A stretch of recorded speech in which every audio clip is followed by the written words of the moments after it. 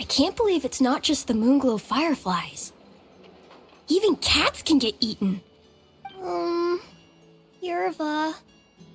Make sure you keep a close eye on Pavlov the next time you take him for a walk. Don't worry so much. Pavlov's a lot bigger than a cat. Besides, they're just plants. What's the worst they could do? I remember a certain fresh-faced adventurer saying something similar, right before coming face-to-face with a hexadecatonic mandragora. Hexadecatonic mandragora. Awesome! Yeah. Oh. What are you all hollering about, huh? I not heard the commotion from miles away. Is this some sort of class? Yep, it sure is. Linnea's telling us all about her recent findings. Of course! Please take a seat. Since we're on the subject of hexadecatonic mandragoras, there's another notable variety of plant that can be found near Void Sea Outlook. You must mean Winter Icelea. Spot on! I'm talking about Winter Icelea. Hey, Yerva, that's cheating! Linnea didn't even finish asking. Sorry, I got carried away and jumped the gun. Don't worry, there'll be plenty more questions to answer. Right, Linnea? Enough for everyone! Get your answers at the ready, and you'll all have the chance to earn yourselves a sugar sculpture. Ooh, a sweet, sweet sugary reward! Come on, Traveler. This is our time to shine. Right! Back to the topic at hand. There's actually an interesting story about Winter Icelea. Legend has it that this plant held a deep connection to the King of Winter Icelea. Now, the King of Winter Icelea had a brother, whose own symbolic plant is something you should all be very familiar with. Can anyone tell me what it is?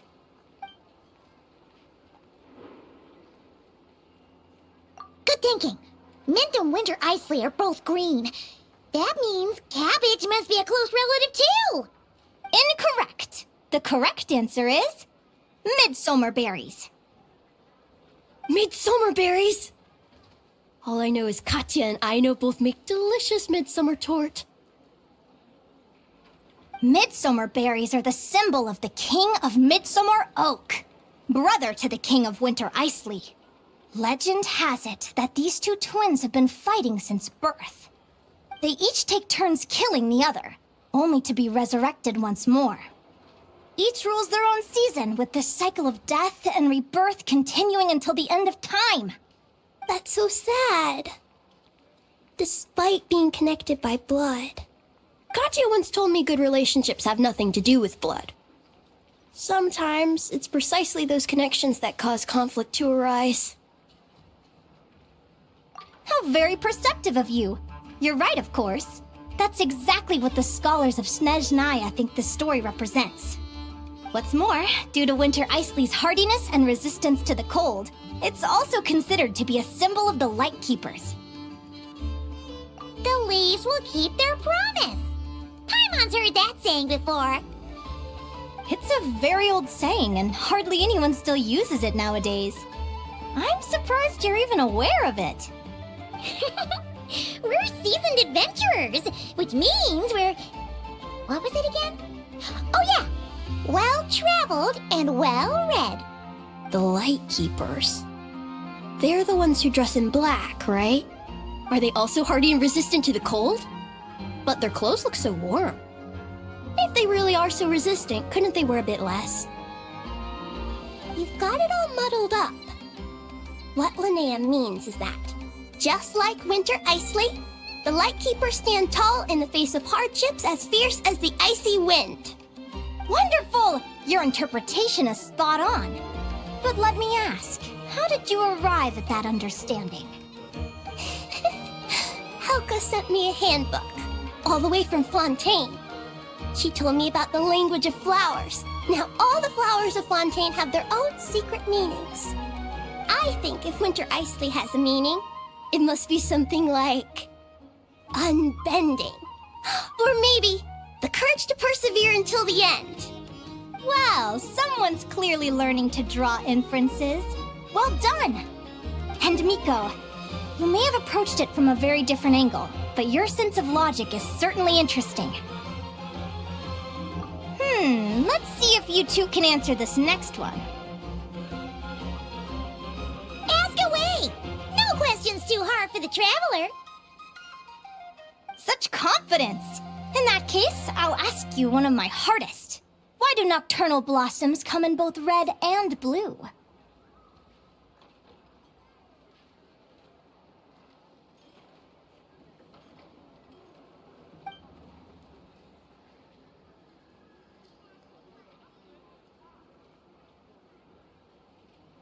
That's certainly a novel answer.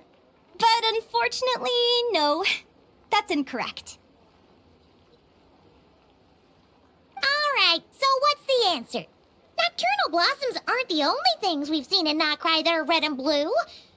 Come to think of it, we've seen red and blue stuff all over the place. If you're asking about the one thing that stands out most about Noctry... Hey! Stop trying to explain everything away with the power of Kuvaki. There's no way the answer's gonna be as obvious as that. You're correct!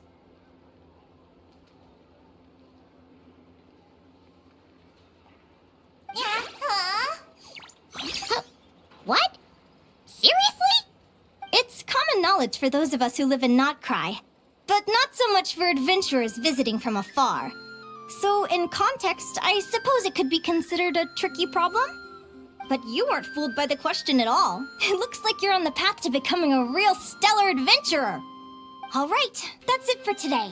All the students who answered a question can have a sugar sculpture! Huh? Wait a second! Don't tell Paimon that she's the only one who doesn't get any candy!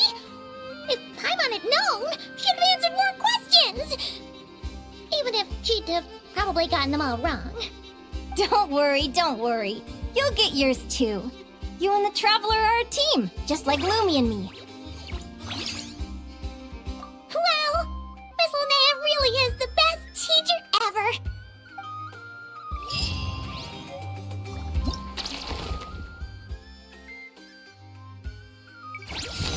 Oh.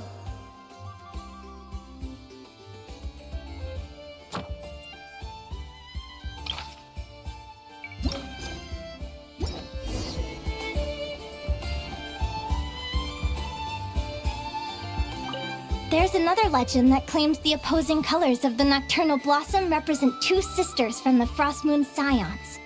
Do they kill each other too? I noticed that lots of stories have siblings who end up killing each other. What's up with that? We're not like that in the Conch Gang. Hey!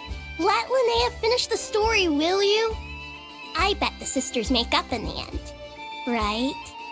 Otherwise, why would people use the nocturnal blossom with its two flowers joined together to represent them? I hope they make up in the end.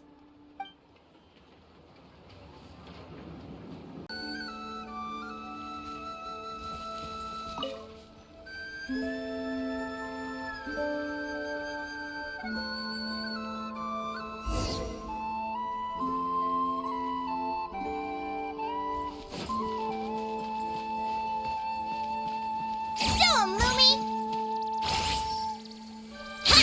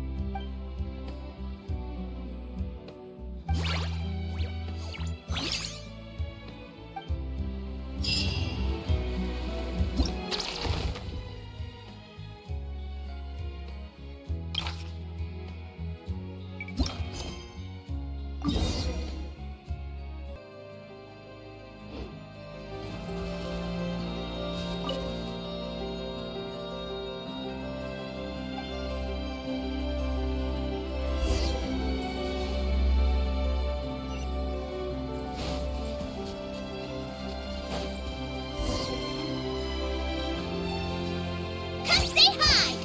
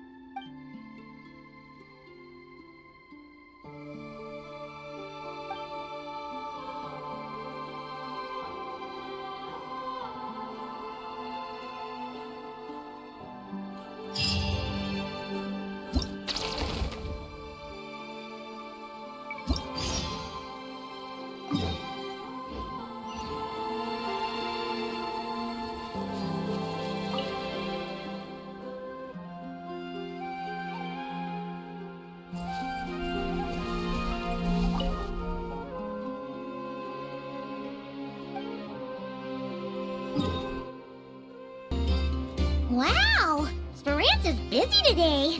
What's everyone chatting about? We're trying to decide what the most beautiful rock in Nocturnal is. My vote goes to Moonfall Silver. Since Aoni's not here, I'll go for icy pebbles on her behalf. Then I nominate Rainbowdrop crystals. They come in loads of colors, and you can even make weapons with them. They're way more useful than Moonfall Silver and Icy Pebbles.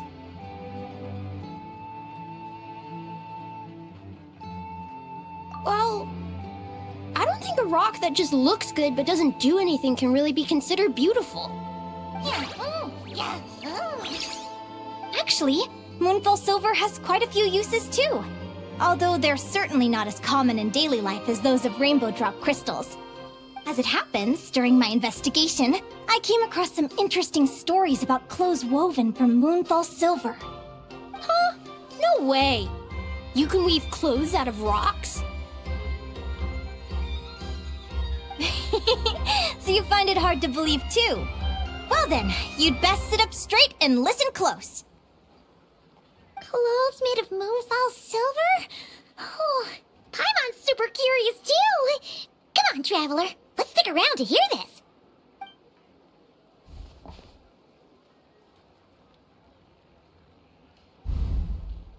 Once upon a time, there was a Fey governor in Nodcry who was obsessed with rare trinkets and had a passion for dressing up. This governor's advisors worked day and night, desperately struggling to find new and exotic clothes for their master. Then one day, a young tailor dressed in black came calling. He claimed to have inherited the mysterious techniques of the Golden Realm, and that he could spin crystals that glow like the silver moon into thread for weaving clothes. The governor was overjoyed. He promised to pay the young man handsomely if he would stay and make him clothes. The young tailor requested a vast quantity of Moonfall silver be delivered to his workshop, and demanded that no one disturb him while he worked. Naturally, the governor agreed. When the scheduled time arrived, the governor found the workshop completely empty, with neither Moonfall silver nor any clothing to be seen. Having eagerly anticipated his new clothes, he hurriedly asked, "Where did all the Moonfall silver go? And where are the clothes you promised?" The young tailor raised his hands, and, as if he were shaking out a piece of fabric, said,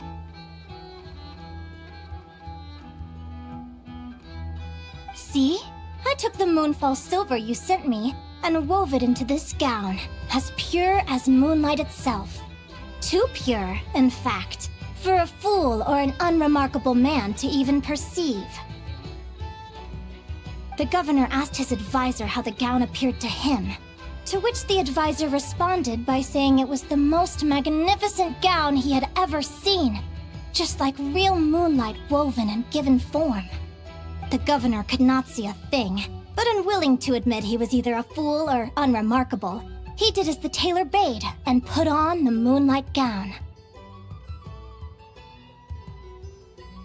To show off his extraordinary new gown, the governor decided to parade it and himself along the busiest street in town.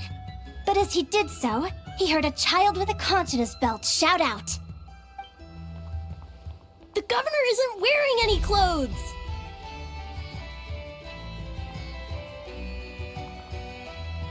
"It seems like our Miko has guessed how this story ends." The tailor was a cheat. There are people like that in Nasha Town, too. I heard about this one lady from Sumeru who schemed a whole bunch of folks. Good question. According to the story, the young tailor was none other than Reed Miller in disguise. He traded the Moonfall silver he took from the governor for Mora and gave it to the poor townsfolk. While the governor was parading himself through town, Reed Miller was enjoying the show from a nearby rooftop. He really got around, huh? I've already lost count of the number of stories he's popped up in. But if he was lying about the whole thing, then doesn't that mean there were never any clothes made from Moonfall silver to begin with? I believe there were, but the art of weaving them has been lost. But the only evidence now surviving in folk stories. The tale of the fisherman and the beast also mentions a moonlight gown. But Nico and Maisie are still too young for that one, so I'm afraid it'll have to wait. Huh? No fair. You sure know a lot of weird and wonderful stories, Miss Linnea.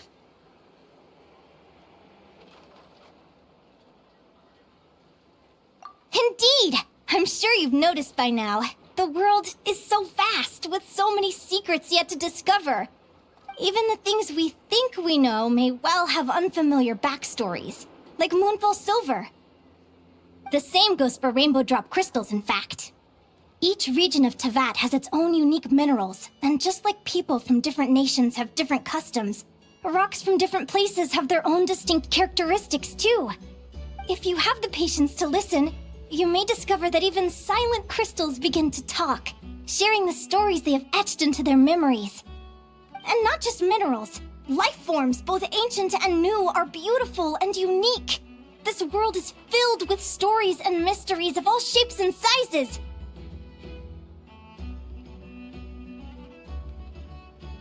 In the instant when a mystery is touched by the light of understanding, countless new possibilities reveal themselves, and the whole world opens up! Sorry, I'm getting a little carried away. Linnea gets like this when she's talking about things she's interested in. If we ask Miss Linnea what the most beautiful rock in Nogcry is, she's certain to say, "Every rock is beautiful in its own way." So it's probably better if we ask you two to cast your votes. The most beautiful rock. What do you think, Traveler?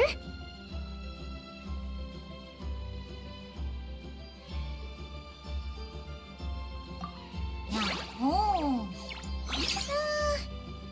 Well, Paimon guesses it does look a bit like a rock. And it sure is pretty. What about you, Linnea? If you had to choose only one rock that was the most beautiful. How about we end today's lecture here? Whoa. Miss Linnea's trying to dodge the question.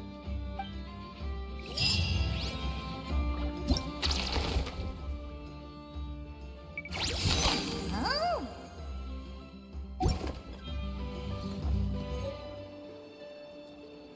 Why don't we invite the Adventurers Guild to host a geological beauty pageant in Nasha Town? If that happens, we'll need to find a way to ban Dorota from attending. Yeah. If she's there, she'll do whatever it takes to make Moonfall Silver win. But you can't just ban people from taking part. Of course you'd say that. You're on Team Moonfall Silver.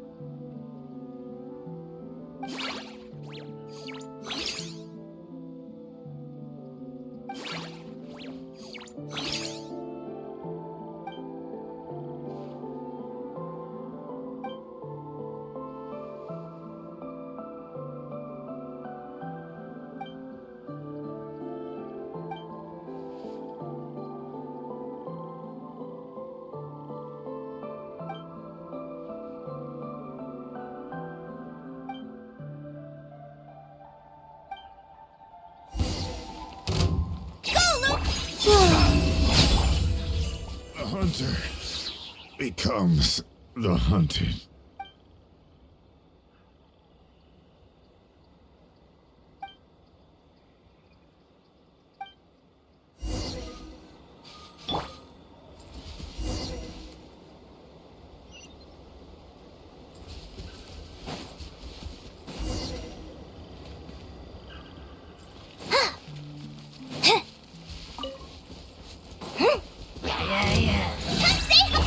Surge. Go get him, Aiden! Be cleansed.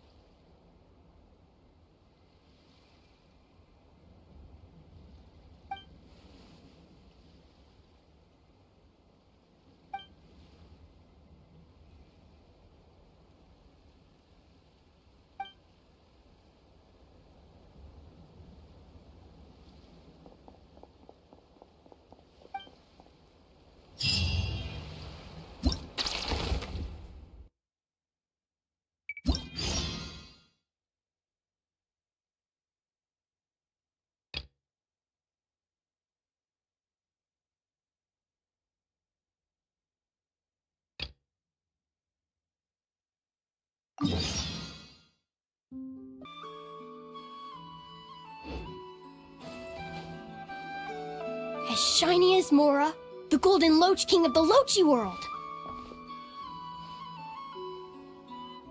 And did Paimon just hear someone say something about gold? You sure did! I discovered this uniquely colored golden loach while exploring up north. It was the only one in the area with such a distinctive color. It's thriving now, and I've had a doctor who knows about animals take a look. The color doesn't seem to be caused by anything pathological. Then why does it look so different? It could be any number of things. Habitat, environment, the characteristics of the water it lives in, climate, even its diet. But if you're asking me to pin it down to one specific reason, I'm afraid I just don't know. Why would it? It's such a rare phenomenon, I'm incredibly lucky just to have witnessed it. Being able to document my discovery, draw inferences, and make conjectures is more than enough for me. It's just like a pink frostfin whale. They say, if you get the chance to see a pink frostfin whale, your wishes will come true. But they're super duper rare. Even so, we saw one once, when we were with Linnea. I think it was because she brought us good luck. Wow! We should go look for one too! Oh, Paimon has so many wishes. Which one should the whale grant first? It's probably just wishful thinking. So, pink whales don't have mystical powers? Well, there are some examples of some creatures with special colors possessing unique abilities. But the frostfin whale we saw probably wasn't one of them. If people were just making wishes, that would be one thing. I'm just worried someone might hurt it because they believe those fanciful stories. Huh? Would people really do that? I know this one. Katya told me that some really nasty treasure hunters hunt animals with unusual colors to sell them to collectors. That's right. There was a time when animals from Natland were highly prized on the black market. Live specimens in particular. But bones and furs would also fetch a high price. Some merchants looking to sell their smuggled goods at inflated prices would even go so far as to process and alter them, packaging them as some kind of fantasy product before selling them to customers. There was a case I heard where poachers removed the feet from cuckoosaurs to make them more aesthetically pleasing and easier to transport. Collectors who'd never seen a cuckoosaurus before actually thought they were naturally legless, spending their entire lives soaring through the sky, living off wind and dew, like some kind of marvel of nature. Their reckless pursuit of the exotic only fueled the poachers' wickedness. They created a whole smuggling network born from greed and deceit, causing untold harm and suffering. Yahoo! In a sea of evil deeds, even a relatively minor act, such as dyeing a creature to change its color, is still wrong. So, should we give that silver capybara a bath? Was it also dyed this color by nasty poachers? I don't think that'll be necessary. When I found it, it was taking a soak in a hilly churl's cooking pot. Maybe it thought it was a hot spring? There can't be that many born with fur like that. It's probably why the smugglers took it. I can totally imagine what it must have looked like in that cooking pot. Right? Despite its unique color, it still has the same nature and temperament as other capybaras. Come to think of it, we caught a white weasel thief once before, too. The Mora thief! What happened to it in the end? We let it go. Hopefully it's learned its lesson and won't go near any more Fatui research facilities. Unlike our capybara friend, its change in color must be an acquired trait. Perhaps a result of being exposed to such high concentrations of Kuvaki. That makes sense. When Paimon thinks about it like that, it seems being unique isn't always a good thing.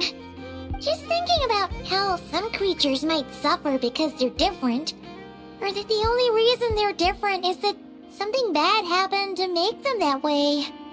It might sound a little selfish, but if Lumi wasn't such a special little Jack Frost, we might never have become partners to begin with. Yahoo! Yahoo!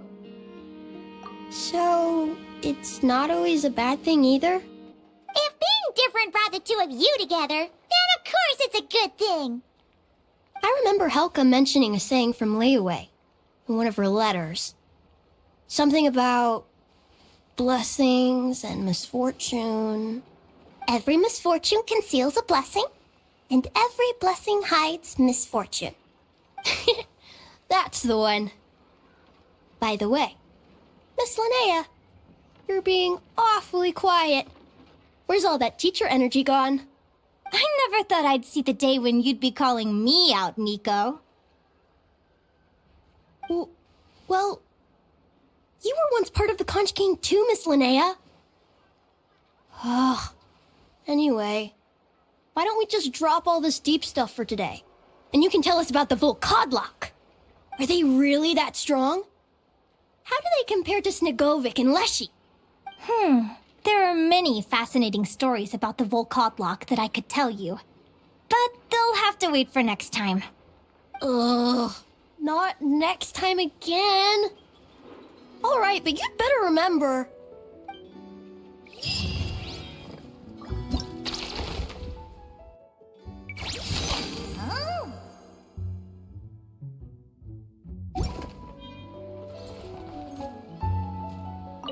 Sorry for making you sit through that. Seriously? That's wonderful!